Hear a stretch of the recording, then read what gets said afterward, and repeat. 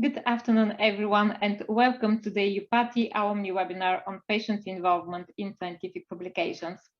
My name is Žana Popova, and I'm the EUPATI Patient Engagement Training Coordinator, and also I'm happy to call myself EUPATI Fellow. Today, I'm going to moderate this webinar about patient involvement in scientific publications. In EUPATI, we believe that patient involvement in scientific publications is a very important part of the patient engagement field. Patients' voice has an increasing impact not only on the work of the industry developing new medical treatments, but also on the researchers and academia providing the latest scientific developments. Having an overview of the scientific developments allows patients to make informed treatment choices, especially crucial in choosing between the established treatment paths. In the last few years, scientific journals, academia, industry, and patients' organizations have built a shared understanding about the high value of patients' involvement in scientific publications. More and more opportunities are provided for patients to act as publication partners, authors, and contributors. However, in comparison to other phases of the health research lifecycle, patient involvement in publications is limited and many challenges still remain. That's why the aim of this webinar is actually to promote a clear understanding of the patient's involvement in scientific publications and the different ways how this could be implemented. Also, we want to present a clear overview of the different examples of patient involvement in scientific writing and publications, and to focus on the available trainings in this field and how patient involvement could be supported and enhanced. But before we start, we would like to briefly introduce you a few housekeeping rules. Let us focus on these housekeeping rules so we could all have the most enjoyable experience. The first one is that all microphones will be in mute. This webinar will be recorded and shared with you in the next few days. Please use the Q&A box for questions and the chat box for additional comments. We may not have time to answer all your questions, but we will make sure that we monitor the chat and we are going to integrate them in the general outcome of this webinar. Also, you can upvote the question if you have the same in mind. There is no need for repetition, and you have unlimited options to upvote questions. And finally, we would like to encourage you to ask your questions, to share your comments, and to share your feedback. Let's together make this webinar interesting and enjoyable for everyone. Now it is our great pleasure to introduce you our wonderful speakers today. These are Jennifer Camarado, Health Tech Bit Writer and Patient Partner and EUPATI Fellow, Alison Mendonca, Project Manager at the Work Group of European Cancer Patient Advocacy Network, WECAN, Amy Price, Patient Partnership Research Editor at the British Medical Journal, and Warri Arnstein-Williams, Scientific Director and Patient Partnerships at Envision Pharma Group. I would like to welcome all our speakers and to share that it is a real great pleasure to have you all here today. This is also the agenda of the webinar and the order of appearance of the speakers.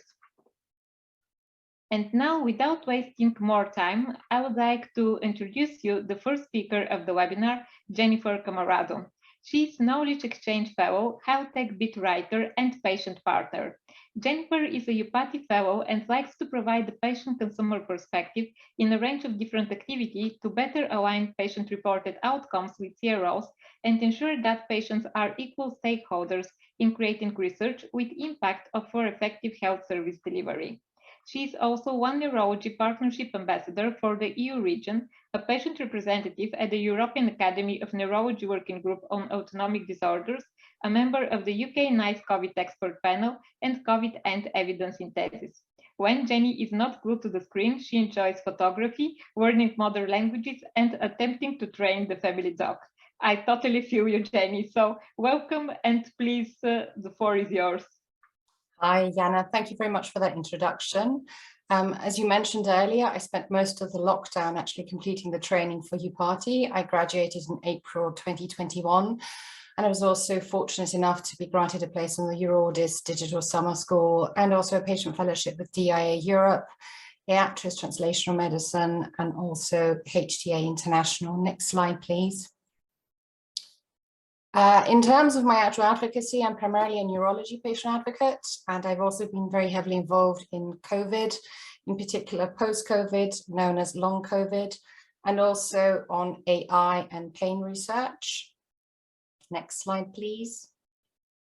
In terms of my actual publications, they've been primarily in the BMJ and the Lancet on the topic of long COVID, and also broader issues around surgical backlog and also the reduction of health inequality.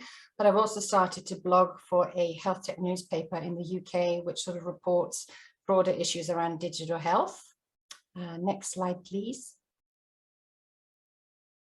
In terms of pros and cons of getting involved, I would say the first and most important thing to bear in mind is that it allows you to gain exposure as a patient and allows you to leverage the training that you've undertaken to raise your own patient profile, but it also creates a lot of awareness around your actual disease and or if you belong to a patient organization. So obviously by taking part in peer reviews or actually co-authoring publications in journals, you're allowed to sort of embed the patient insight in a much more concrete manner, so you can align what matters to you and your patients more closely with the researchers. In a perfect world, ideally, you can or should be involved from the beginning of the design of the study, but often, depending on which country you are or which therapeutic area you're involved in, sometimes that sort of comes later on once the findings have been analysed. It's been very interesting to take part in work for obviously a condition that's sort of still being researched with regards to COVID.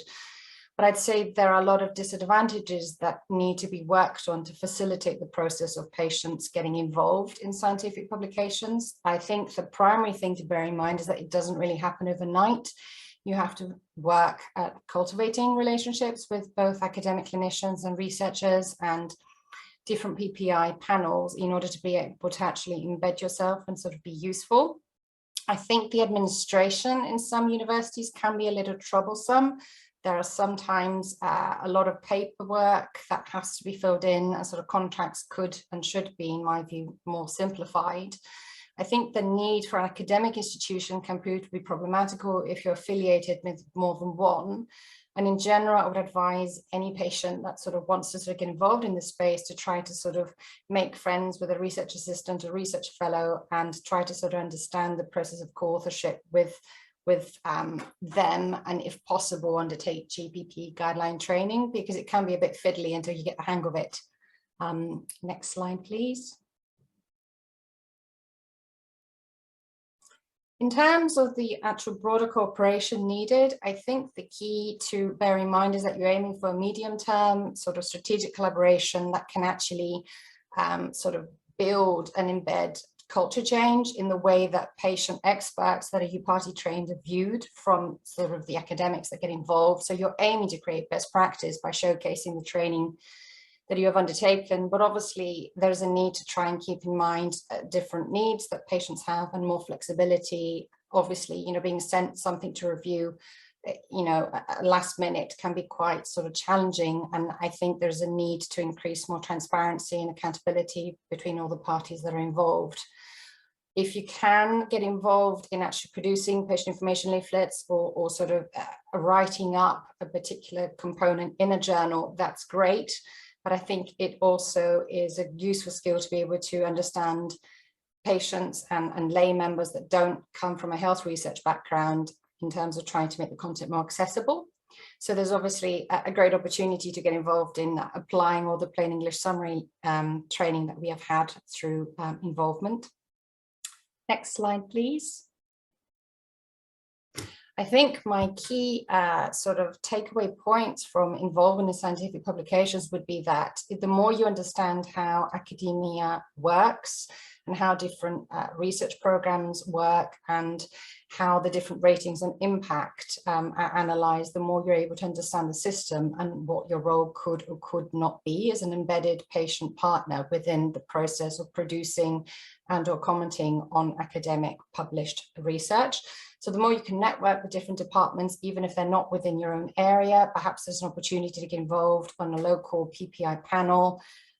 Within the UK, for example, the biomedical research centres always are looking for patients and those with lived experience. It's a great experience to try and actually fine-tune your skills. And I think the more you can understand how co-authorship works, the more you're able to add value. So I would encourage you to sign up to as many open access journals as you can and attend conferences around your disease area and or broader sort of material, and where possible, try to practice your writing.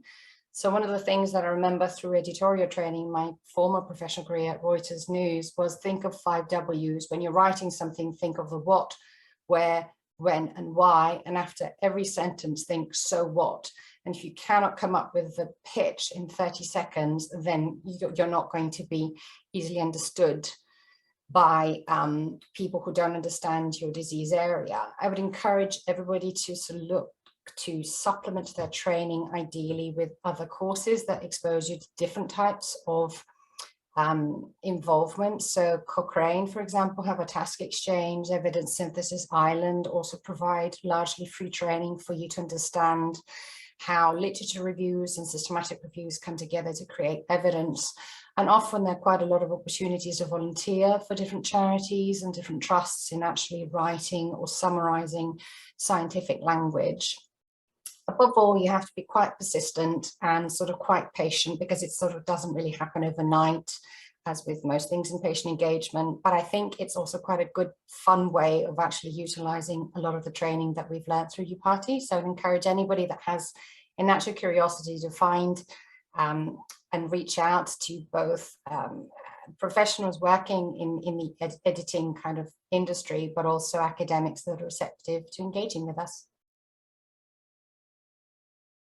Next slide, please. So I think that was it.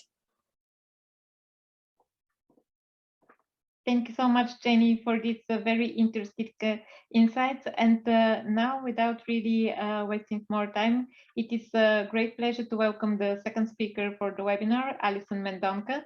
Alison works as the project manager for the work group of European Cancer Patient Advocacy Networks, WeCan, and she is people-oriented engineer who combines technical skills with operational excellence to help coordinate the WeCan's initiatives like the WeCan Academy, evidence-based advocacy training programs, and WeCan internal governance.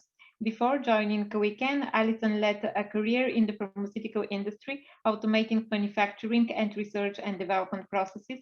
She became involved in European patient advocacy in 2021 after moving to Munich, Germany from the United States. Alison is also very passionate about helping others and finding better ways of working. Alison, welcome. Please turn on your camera and the floor is yours. Thank you so much, Jana. If you could please move to my first slide. So yes, as said, my name is Alison Mendonca, and I am the project manager for WeCan, a network of leaders from 23 cancer patient advocacy umbrella organizations active in Europe. And I'm really excited to talk to you today about the Patients and Publications training course that was launched by WeCan and Vision Pharma in July of 2021. It's a course that was co-created by patient advocates for patient advocates that will help you author, co-author, or act as a peer reviewer in your next publication. So if we move to the next slide. Thank you. So today I'm going to cover why this training course was created, who it's for, how it was created, and what it's all about, and at the end, how you can access the course. So if we please move on to the next slide. Thank you. So before we talk about the rationale of why we created the training course on how to publish, I think it's really important to understand why it's important to publish first. So patient organizations are increasingly engaging in evidence-based advocacy. And to ensure evidence is considered in a healthcare decisions, the data must not only be generated and presented, but also published. It's really about creating an understanding, whether that's from evidence that you have generated yourself in partner or evidence that you generate in partnership with industry or researchers, and then how you communicate those findings to all stakeholders. So one way to communicate that data is through publications. And publications can help share your evidence and help raise awareness to patients' unmet needs. Publications can also really help to build your organization's reputation. If your data is published in a scientific publication, it can really help build that credibility around the work that you do.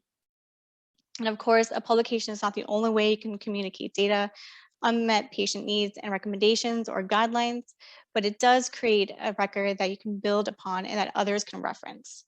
The training course will help you to identify the best type of publication because, not always you need that lengthy research paper. So you can find different kinds of resources and different ways to publish within this training course. So if we move on to the next slide.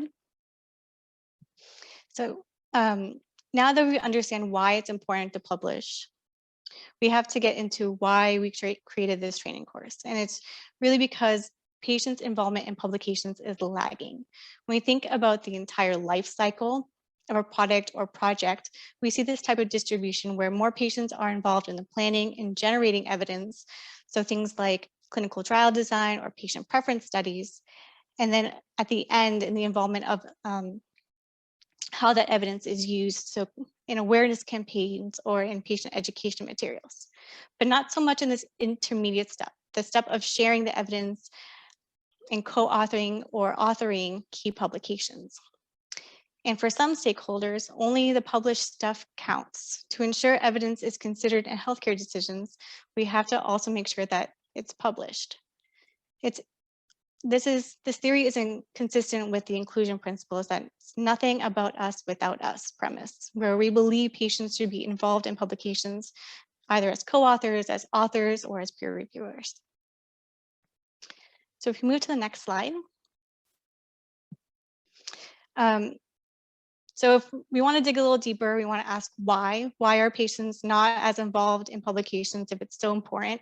It's really because up until now, the pathway to being involved in publications was really unclear. It's this confusion, this chaos where you have dead ends and this line that kind of squiggles around. That pathway between A and B was very chaotic. But with this training course, questions like what type of publication is best, how can we publish, and where can we publish, all these things will be answered to make those lines between A and B much straighter and make that pathway to publishing more efficient. So if we move to the next slide. So this course was developed for any patient advocate, or expert who wants to author, co-author, or be a peer reviewer in their first publication, or maybe their second, or maybe you have lots of experience. You will still find relevant materials and resources within this course. The next slide shows exactly what's inside the course. So the course is made up of 4 different modules that takes you from an overview of publications and identifying how you can be an author, all the way through the submitting your publication and raising awareness. Module 1 provides an overview and some background about publications and how to really assess your research to understand if it's ready to be published. That's module 1. And then module 2 is about publication planning and how to create a publication plan, whether that's a really complex plan that's global or something smaller. Module 3 is about publication writing, how to generate that publication and starting from that blank screen. Module 4 is all about the submission peer review process and also about dealing with rejection, because that might happen. Each of the modules includes real case studies from the patient community, resources, and handouts to help guide you through your own publication process. The format is slide-based with audio recording. And just as a quick caveat, this course will not make you into a professional medical writer, but it'll get you nearly there. On the next slide, tells you about how the course was developed. So if you could just move to the next slide, please. Thank you.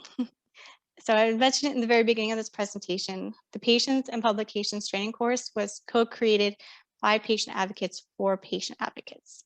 A core team from WeCan of our expert patient advocates worked closely with professional medical writers at Envision Pharma Group to drive and develop the content. We had a patient editorial board made up of WeCan members that provided rigor in reviewing the course and providing direction. And to be completely transparent, we are very thankful to have the support of our funders listed here, but they had no role in the course development. And then on my last slide tells you exactly how you can find this course. So this course is accessible at our website at wecanadvocate.eu/patients and publications. And I'll put that in the chat so everyone can have it and access it. The course is open access, which means that it's available to anybody at no cost. You don't have to take all 4 modules, but so you can either take all 4 modules or take the ones that are most important to you. And it's available under the Creative Commons license, which means that you are free to share and adapt it. So we hope that this presentation has sparked your interest, and we'd love to have you take the course. Thank you. Thank you so much, Alison. It is really great for sharing about this opportunity. I'm sure there will be a lot of questions, so I would like to remind everyone, please put your questions in the Q&A box, and everyone will be happy, all speakers will be happy to answer your questions during the Q&A session at the end of the webinar. It is our pleasure to introduce you the next speaker for today, Dr. Amy Price. Amy earned her doctorate at the University of Oxford following a significant brain injury and extensive trauma. She is a citizen scientist development expert and often serves as a bridge between science, medicine, and the public, working with many prestigious groups such as the World Health Organization. Amy is also a senior research scientist at the IMI lab with the Stanford School of Medicine, and she serves as the patient partnership research editor at the British Medical Journal. Amy, welcome. It is a great pleasure to welcome you here, and the floor is yours. Thank you so much. I'm really honored to be here, and for years I have loved the work that EUPATI does, and I'm respectful of the fellows all over the world. Next slide, please. So I started out, as I said, as a patient, and I think that it's important as we're starting out to remember that the smallness and unkindness, they don't deserve seats at the table of our destinies. Please steer your own future, even when you feel afraid. Next slide.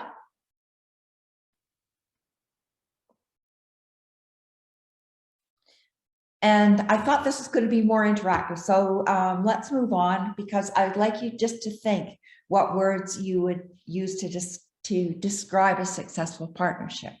And this is what got me started, because I had a brain injury, but I learned from a scientist that even a sea snail had a memory. So I thought there's hope for me. And I learned that young people in India, these children, learn to read by just playing with a computer in a wall. And I thought, if snails can read and children who are illiterate can learn from playing but with a computer in a wall, then there's hope for me. And also there's hope for patients and members of the public to be full partners in all the research that we do. Next.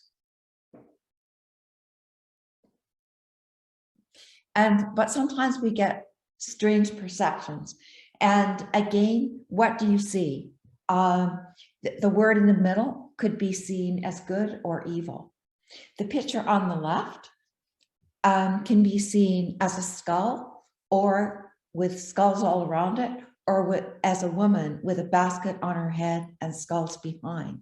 The other picture can be seen as a beautiful woman with long kind of unkempt hair, or as 2 horses sparring together with a mountain in the middle.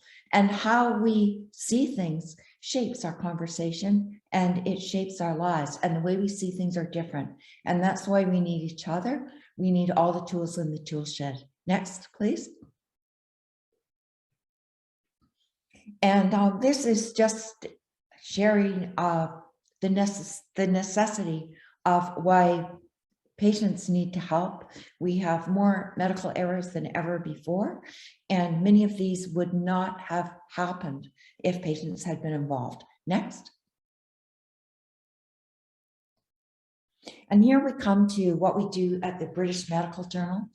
And I became an editor. I was first a fellow there because I admired the BMJ's process, because they make patient editors equal with academic reviewers. So patient reviewers and academic reviewers have equal space in the manuscript, and all the positions, all the reviewers review together. And at the end, the authors are given the perspective from the patient and from the academics. And we find often that authors will love to have the patient perspective, and they'll write us back and say, we want our next work to be more patient-centered, and we want to have patient authors as well. So it was lovely to see the weekend course and to hear from Jenny about things that are happening to propel the science forward. Next slide. And this is, everyone wants to do a big thing, like with a Trojan horse, but you know, there's so many small things, and we call them like Trojan mice, where we can go in and we can make an influence. So as a patient or a member of the public, while you're waiting for the big opportunity to make a huge difference, there's so many small ways that you can make a difference. And those things may matter in the end more than that one big thing that you're aiming for. So never lose sight of that vision. Next.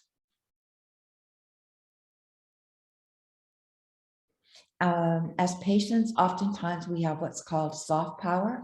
We have connections, we have information, we have expertise on our conditions, and people like us.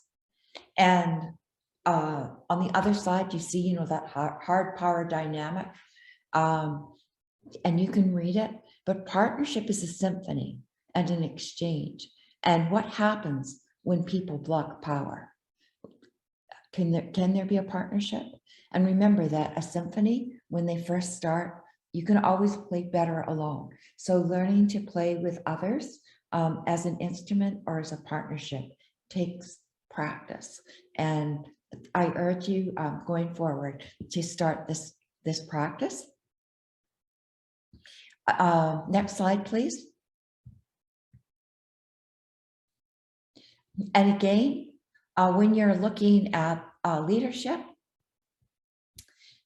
getting to transformation, these are some of the steps: accept uncertainty, believe, trust people, protect and empower others, fail with grace, be patient, evaluate and learn and move on. And this is how you can change from becoming cat number 1 on the left side to cat number 2 on the right side. I prefer to be cat number 2. Next slide. And again, I'm going to read this because it's so important when we consider empathy. Radical empathy, on the other hand, means putting in the work to educate oneself and to listen with a humble heart, to understand another's experience from their perspective, not as we imagine we would feel. Radical empathy is not about you and what you think and would do in a situation you have never been in and perhaps never will. It is a kindred connection from a place of deep knowing that opens your spirit to the pain of another as they perceive it. Next slide. And I just want to share with you, these facts speak for themselves. This was one of the most expensive trials, aftermarket trials, but patients were not included. And they literally had over 1 million people visit their website. And at the end, they were left with only 18 people. Next slide. This one shows where patients were included. It was a small academic trial with 300 people, 315, I think. But patients were included all the way through. They were a part of the analysis. They were a part of every part, including authorship. And in papers that I write with others, we do the same. And in research that I do, it's not just about writing, it's about active partnership all the way through the research. Patients have something to give. They have just as much to give as researchers and they are our partners. Next. And this is for all of us. Sometimes being in the minority, being a patient or being an unusual one at the table is to remember courage doesn't always roar. Sometimes it's the quiet voice at the end of the day saying, I will try again tomorrow. Persistence and kindness are everything. Next, please. And from Maya Angelou, courage is the most important of all the virtues, because without courage, you can't practice any other virtue consistently. Next.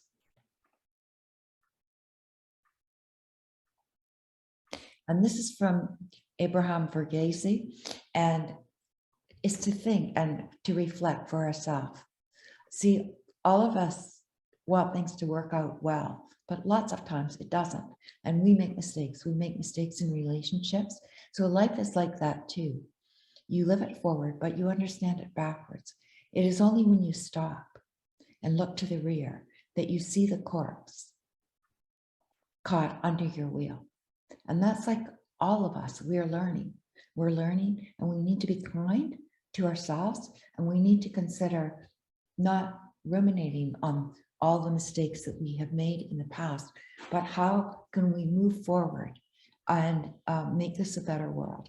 We are all fixing what is broken. It is a task of a lifetime. We'll leave much unfinished for the next generation.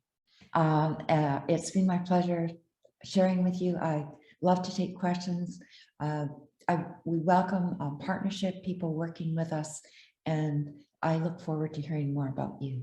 Thank you so much for the privilege of sharing with you. Thank you so much, Amy. It was very interesting to share all this kind of insights. So thank you very much. And I'm sure there will be questions at the end to your slides as well. Now we would like to go to the last speaker for today. This is Dr. Wari Arnstein-Williams. Wari is the Scientific Director and Patient Partnerships at Envision Pharma. She trained as a medical doctor at the University of Cambridge and University College London before gaining experience as a medical writer. As part of the Envision Pharma patient team, she focuses on bringing the patient voice into every aspect of medical communications in an ethical, substantial, and evidence-based way. Wari believes that everyone has the right to clear, accessible, and relevant scientific content, and has a particular interest in plain language summaries and patient authorship of peer-reviewed publications. Wari, welcome. It is a great pleasure to have you. Please turn on your camera and the floor is yours. Great, thank you, Jana. And thanks to the other speakers for some brilliant presentations. I'm sure we're going to have a lot to discuss in the Q&A, so I'll try and keep mine quite short. So thanks for the introduction. So I'm Scientific Director of Patient Partnerships at Envision Pharma Group. We're a medical communications agency. So we support pharmaceutical companies with kind of medical writing needs, and my team focuses on patient involvement. So we look at how companies can bring the patient voice into all of their activities. Next slide, please. A large part of the work that we do focuses on patient involvement in publications. So here you can see the publication's life cycle, and patients can be involved at every stage. So right from planning publications, where patients can sit as members of a publication steering committee, through to generating the evidence with patient-partnered research, then patients co-authoring and authoring publications, and then finally disseminating the evidence, in particular in the form of plain language summaries to help get the evidence into the hands of a broad audience. So next slide, please. I'm going to focus on plain language summaries first. So plain language summaries, or PLS for short, presents complex scientific information in an easy to understand format. So PLS are based on peer-reviewed journal articles and Congress presentations, and this makes them different from another type of summary that you might have heard of, which are the lay summaries of clinical trial results. So those are the summaries that are mandated in the EU for all clinical trials that have a European site. And so they're kind of very different to the kind of summaries we're talking about today. And PLS are really for everyone who wants to have access to research. So patients are a really important audience for PLS, but we also think of kind of other broad audiences. So for example, non-specialist healthcare professionals, the media, the general public, so anyone who wants to access research. And patients can be involved in a range of co-creation activities related to PLS. Most commonly, we see patients reviewing PLS, but they can also be involved, for example, in planning what content from the original scientific article might go into the PLS, in writing the PLS, and also helping to shape the dissemination plan for the PLS. And on the right-hand side, you can see a couple of examples of PLS. They come in a massively wide range of different formats. So you can see here a very short text-only plain language summary, which is embedded in the main article. And then kind of by contrast, there's a really visual plain language summary on the right-hand side. So there's no sort of one size fits all way of doing these. There's no kind of way of standardizing them at the moment. But we are finding that kind of the popularity of them is really growing. Next slide, please. And for those of you who are interested in finding out more, I've just put a few resources for PLS on this slide. So you can see the Envision Plain Language Summaries of Publications Toolkit. So that's something I was involved in developing a few years ago now. We co-created this with PFMD. We held a workshop with patients and publishers and pharmaceutical companies to kind of review all of the components. And it's very practical. So it involves, for example, there's a PLS template, there's reviewer guides for patient reviewers and pharma company reviewers, along with other things. Then there's the PFMD how-to guide around plain language summaries. Again, I was involved in developing that one. It's kind of provides a sort of 7-step process for how to develop a plain language summary. It's very detailed, and there's lots of good stuff in there. And it also provides a set of ground rules around PLS, so you know what they should include and what they shouldn't include. And there's a couple of publications on the right-hand side as well. So there's the PLS Perspectives paper from the ISMAP group. So that's the International Society of Medical Publication Professionals. And they basically brought together insights from all different stakeholders to look at kind of key current challenges and barriers around plain language summaries.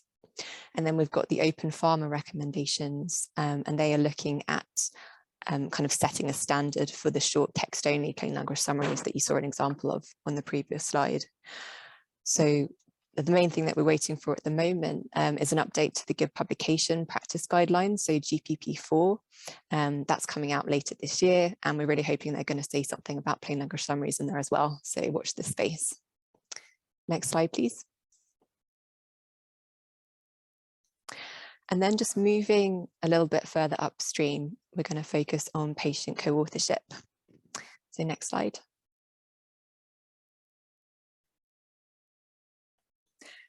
So when we look at the medicine's development life cycle and we look at all the different activities where patients can be involved, it's no surprise that patients are authoring publications related to these activities. So just move on. There we go. So we can see publications in kind of the earlier phases of medicine's development around shaping research priorities, right through to setting patient-reported outcomes, and even in post-approval registry studies. Next slide. And I was involved as the lead author of a systematic review a few years ago now, which was looking at the benefits and risks of patient authorship. We had several patient co-authors involved in this project, so I think it was quite a steep learning curve for both of us. And we looked at the potential risks and benefits of patient authorship. We found that overall the benefits did outweigh the risks, which is obviously great to see. And we used that evidence to develop 21 recommendations for involving patients effectively in manuscript development. So they're split into kind of before, during, and after manuscript development. And we also included an evaluation tool that patient and non-patient authors can sort of fill in to evaluate their experience and sort of help to learn for the next time that they're involved in a publication. The next slide. And then more recently, we launched a website, patientauthorship.com, and that was us bringing together different resources that we've created within my team. So for example, there's a plain language guide to meeting authorship criteria, a plain language guide around disclosure, so the information that authors need to disclose in a publication, a plain language overview of the publications process, among other things. And it's also a place where we gathered sort of useful resources from other groups. So in particular, we've got the weekend training course in there, which obviously Alison took us through earlier, and some work by Dr. Dawn Richards, who's done some really good work in this space. So if you kind of go on there and say anything, have any feedback, there's a contact button. So we're always welcome comments and feedback on how we can make things better. So I think that was my last slide. Thanks so much, everybody, and I'll hand back to Jana. Thank you so much, Rory. Thank you for this very interesting insights. And I think with all that, now it is time to hear from you, actually, the audience. In this section, we are going to have a chance to discuss together with all the speakers what we have heard so far. So I would like to welcome back all speakers and to ask them to turn on their cameras. And if you in the audience have any questions for our panelists, please feel free to put them in the Q&A box, and we're going to try to provide you with an answer. We may not have time to answer all your questions, but we will make sure that we're going to incorporate them as main feedback. And in one way or another, the speakers will be able to share their answers. And I can see now that we have already some questions in the chat box. And I'm going to start with the first one. I think it is to Jenny. How can you afford to publish as a patient advocate? I think I was looking at this and thinking it really depends on what your professional aims are and what you're seeking to achieve from publishing. So for me personally, I write Innovate UK bids and research innovation action calls for EU grants, and I'm thinking of pursuing a PhD. So the opportunity to get involved in any kind of academic publication is obviously going to help me in the long term, hopefully, with my academic aspiration. But I think the question is actually far broader in terms of why the value of patient insight in lots of different types of involvement activity isn't regarded as equal. And I think some of the work that EUPATI are doing with PFMD to push for a change in the way that patients are remunerated for different types of activity is kind of, I think, a critical component here.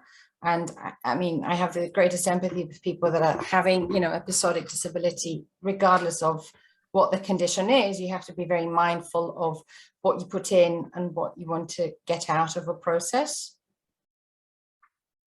And I can just add to that as well.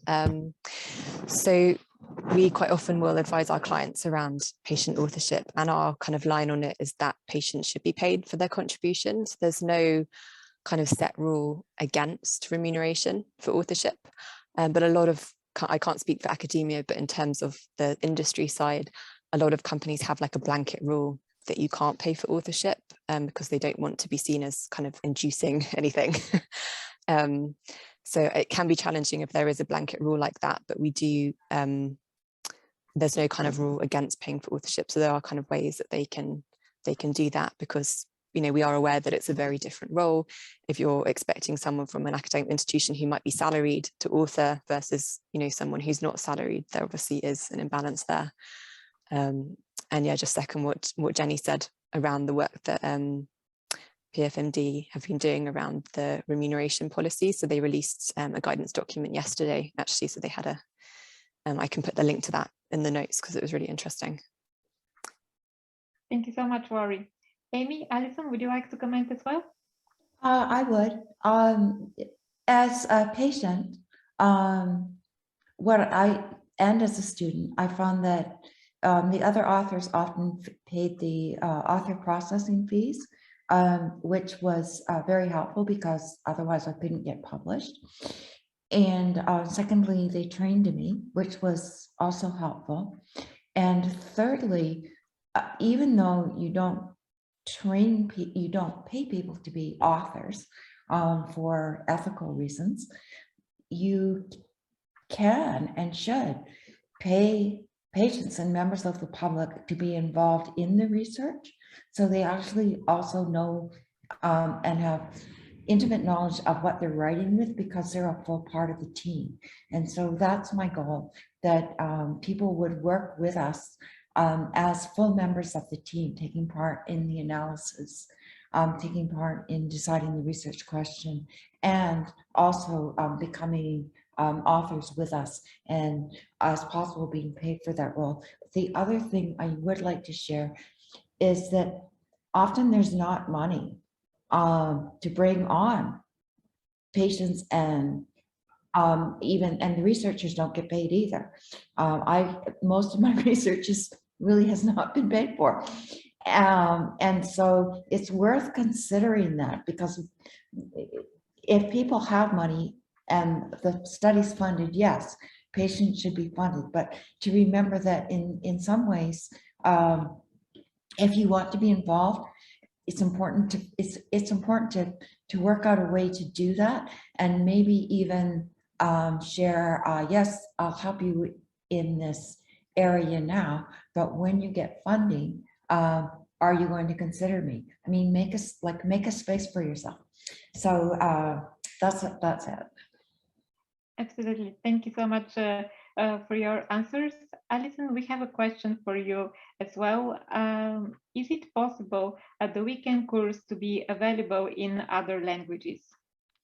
So we don't have any plans right now to translate them. But as I stated earlier, it's available under the Creative Commons license, which means you're free to adapt it. So if there's anyone who'd like to translate it, there's a possibility. But right now we don't have any plans to. I think it's a really great idea and something that we should consider. Thank you. We will keep fingers crossed. I can see another comment in the Q&A, and I would like to hear your opinion. It is about what is your view about open access? And this is a question to all panelists. Jenny, would you like to go first? I think open access is great because it obviously means that you can reach much broader audiences. But I think one also has to remember that unless one has a family member or is affected by a condition, I mean, what's the average person who doesn't sort of study science? Are they really gonna like get a 25-page health research article and read it? I think it's always useful to try and simplify a message with a very simple infographic or video or sort of one-pager which summarizes the key points, because I think with people's attention spans, a lot of people actually don't have the attention to read that, you know, complex technical based language. So, but there are issues obviously when you try to sort of do something to reach your community, as I think Rochelle asked, and then it's sort of, you know, hidden behind a firewall. And I can just add to that, that's in our view where plain language summaries can come in and be really valuable, because we find that obviously, you know, you do get on occasion there'll be plain language summaries behind a paywall, but we find generally the vast majority of them are in open access journals. And if you're looking at kind of the short text only plain language summaries, they can be indexed on PubMed, so people can, which is obviously open access, so people can view those without having to kind of go behind the paywall. And then you're obviously seeing them being shared on repositories like Figshare, which are open access as well. So I would say that in general, they tend to be shared, they tend to be open access, and so that can help to overcome that issue. You can also put pressure on the publishers. And I know at BMJ, there were articles that were closed, and patients on Twitter, LinkedIn, Facebook spoke up and said, you know, they have patient authors, or they have relevance of patients. What's wrong with you, BMJ? Make it open access. And BMJ did. And I watched I've watched this done with a lot of other journals, so don't underestimate your power. Even if you're the author, advocate for yourself, and and insist that even a certain amount of days, can't you make this open access? And you'll be surprised at the power and your ability that you might not even know that you have. Just to add, I think open access is really about being able to share your research or share your understandings and your findings. And so if you can do that in other ways, because you can't afford to have that open access journal or get that area, I mean, you can do plain language summaries or have presentations or do something else, but it's all about really sharing that information as broadly as you can. And also some of our, like for BMJ case reports, places where they wouldn't do open access, we did complimentary blogs alongside, and they had higher impact with both the patient and the professional community than the actual article did. So we basically took the article, made it into a blog, and shared it, and it went international. So be creative. Absolutely. Be creative is always a nice thing to develop. We have another question from the audience. Rory, maybe you could step in. It is, what is your view of patients publishing their own self-study case? So I've seen that kind of publication increasing. So for example, the ADIS journals are doing a series of patient-physician perspectives, which is kind of it's almost like a conversation between a patient and a physician. So I think there is more of a place for people's personal experiences. There's also increasing interest in more kind of qualitative research studies. So there might be quite, a small N number in the study, but it's looking at people's perspectives and their lived experience to kind of, come up with unanswered questions or unmet needs or that kind of thing. So I think there is an increasing interest of the more kind of non-clinical research, including individual perspectives, which is really good to see. Yeah, if I can add, I think that's very apparent with the long COVID patient movement, in the sense of, because of the evolving nature of our understanding of the disease pathology and the speed with which evidence has had to be produced and generated. I think that's a great example of where qualitative patient experience data have actually been instrumental in actually publishing something which was sort of initiated from the bottom ground up.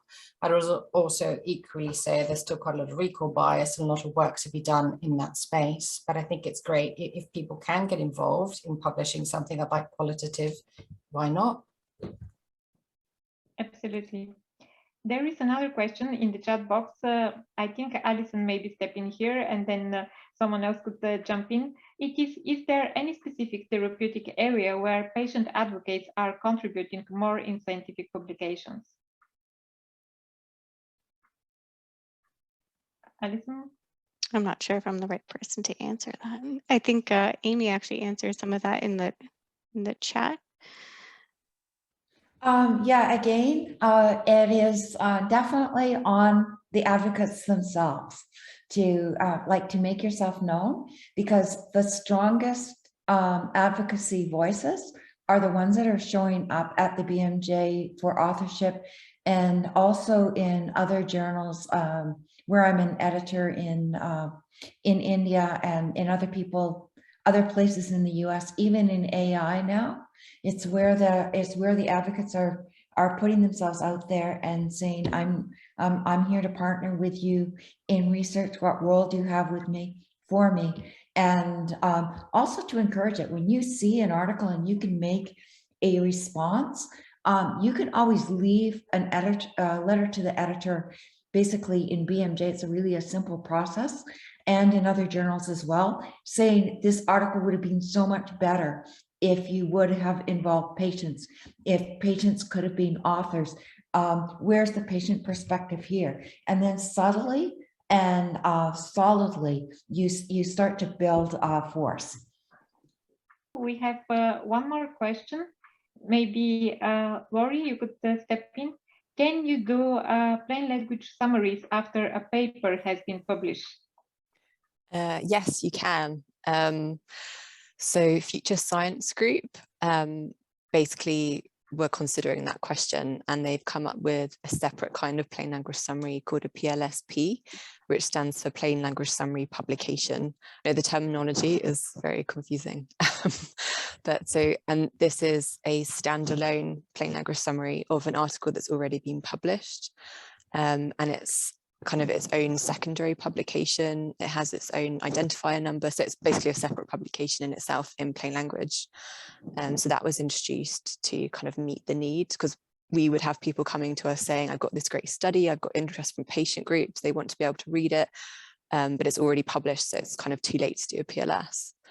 That does incur a cost, so you do have to pay like a publication fee for that. So I think that could potentially be a barrier. But it's something that Future Science Group and also some other publishers are starting to innovate on, because it was a real need. Thank you. And we have one more question in the Q&A box. I can see Amy already type an answer, but maybe Jenny, Alison, and Rory, you could also share your perspective. Which are the most underrepresented therapeutic areas as far as patient involvement? What are your thoughts about this? Jenny? I'd actually argue perhaps areas which need a translational medical approach, so complex multi-morbidity, because often you sort of see patients in the rare disease space of the area and it's been quite active, but things that need a multifaceted approach are perhaps more difficult to actually create research on by the actual design of a trial anyway. So therefore the involvement from a patient sort of angle, it becomes more challenging. So my condition, for example, mast cell activation syndrome, postural orthostatic tachycardia syndrome, need immunology, autonomic cardiovascular medicine, and neurology input. So it becomes quite complex to try and sort of understand clinically. It's really a great idea to look and to see in journals where you would like to see patients represented and target those areas and target those authors and ask them to involve patients. So we used to just get this generic at BMJ, patients aren't involved in the research question, patients aren't involved in this, patients aren't involved in that. And until I started pushing back and I said, I would write letters to the authors and say, this isn't enough. This is methods. You don't say we just didn't do methods. You say why you didn't do them. Your negative answer is just as important as your positive answer. And we need to hear it. And we need to hear ways that you involved patients and that you didn't mention them. You can't tell me that in a trial with 52 sites, no one involved a patient. You just didn't ask. Except I say it more tactfully. But again, it's like, make your make a voice and and get it out there, because the places where patients aren't heard are where they most need to be heard. So that's my soapbox. Thank you. And the final question for today, I think, Alison, it is for you. Can educated patient advocates take that responsibility to translate the scientific essay to plain language? And maybe Warriors could step in. So I think with this, I think with this one, is it saying around, is that kind of producing plain language summaries, that question? So I think anyone can write plain language summaries as long as they're familiar with health literacy principles and plain language writing principles. So I don't think they necessarily have to be a patient. Obviously, we have a lot of trained medical writers as part of my group. We run a sort of internal training program and they develop plain language summaries. So I think it's really more about having that skill set and having experience in plain language writing. So I think anyone can do them. Lori, if you could add on to that, if you would have to get some kind of approval from the original authors in order to do that type of write a plain language summary on top of someone else's work. Would you have to do that? I wouldn't say you had to, but I would say it would be the best way to go about it. So we always let the authors know that we're planning on doing a plain language summary and ask them how much they want to be involved. And the answer to that is really variable. So sometimes we'll have an author who really wants to be involved, wants to review the plain language summary. Other times they're just happy for you to kind of get on with it. But I say, like, for courtesy, always ask, and we always try to get the lead author to approve the plain language summary, because you want it to really truly reflect what's in the original scientific article. Perfect, thank you. With all that being said, unfortunately, we have to wrap up. I would like to thank our wonderful speakers for their contribution and really incredible participation today. Also, we would like to thank the audience for joining us and being so active. We hope you have enjoyed this webinar and have learned some valuable lessons how patients could be involved in scientific writing and publications. And we would like to remind you that we're going to share the recording and the presentations with all EUPATI fellows in the next few days. So please check also EUPATI website and social media channels for any additional information about the upcoming events. Thank you so much for joining us today, and have a great rest of the day. Thank you.